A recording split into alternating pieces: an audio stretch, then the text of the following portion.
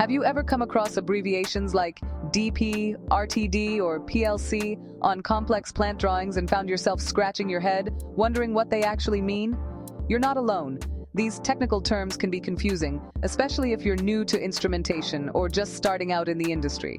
In this video, we'll break down and decode the most important and commonly used instrumentation abbreviations, all in just 2 minutes, so you can read plant drawings with confidence. These short forms are used in every factory, power plant, and automation system. DP stands for Differential Pressure. It's a crucial measurement in many industries, used to determine the difference in pressure between 2 points. This helps monitor flow rates and detect blockages or filter clogs in pipelines and machinery systems. RTD is Resistance Temperature Detector, a very accurate temperature sensor. So TC means Thermocouple, another temperature sensor for high heat areas. TT stands for Temperature Transmitter.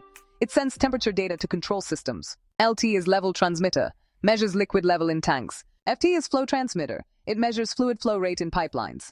PT means Pressure Transmitter. It monitors system pressure. So IP converts electrical current into air pressure for control valves. DCS is Distributed Control System. It controls entire plant processes.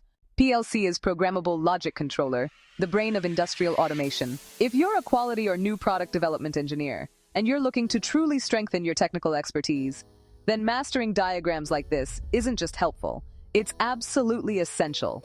These diagrams are the foundation for understanding complex processes, troubleshooting issues, and communicating effectively with your team. By taking the time to really study and interpret them, you'll be able to make smarter decisions, avoid costly mistakes, and contribute more confidently to your projects.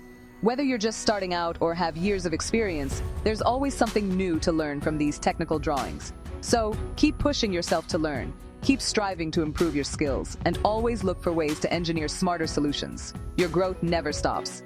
And hey, if you found this video helpful, don't forget to like, subscribe to Learn With Me RM, and drop your questions or thoughts in the comments below.